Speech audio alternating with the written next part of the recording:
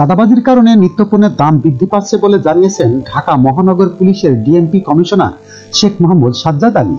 ঢাকা শহরের এই চাঁদাবাজি দমনে দ্রুতই চাঁদাবাজদের তালিকা তৈরি করে অভিযান শুরু হবে বলেও জানান তিনি।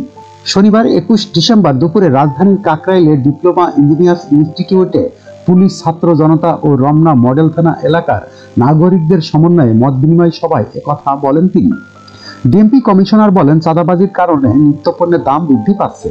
এ কারণে নিম্ন ও মধ্যবিত্ত শ্রেণীর মানুষের দুর্ভোগ হচ্ছে। চাঁদাবাজি বন্ধ করতে হবে। চাঁদাবাজদের তালিকা তৈরি করা হচ্ছে। 2-3 দিনের মধ্যে তালিকা ধরে গ্রেপ্তার করা হবে। চাঁদাবাজি করলে কাউকে ছাড় দেওয়া হবে না। চাঁদাবাজির সঙ্গে রাজধানীতে ছিনতাইও বেড়েছে উল্লেখ করে তিনি বলেন, মোবাইল ছিনতাই বেড়েছে। রাস্তাঘাটে বের হলে সবাইকে সচেতন হয়ে চলাচল করতে হবে।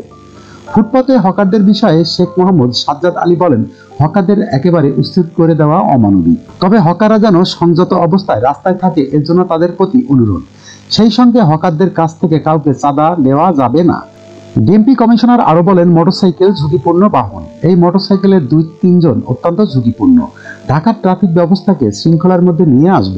যারা রাস্তা ব্যবহার করবেন অবশ্যই শৃঙ্খলা মেনে চলবেন।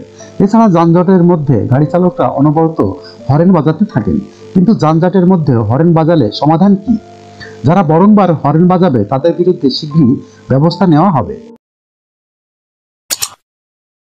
যখনকার খবর তখনই দেখতে চোখ রাখুন সুন 24 টিভিতে। চ্যানেলটি সাবস্ক্রাইব করুন।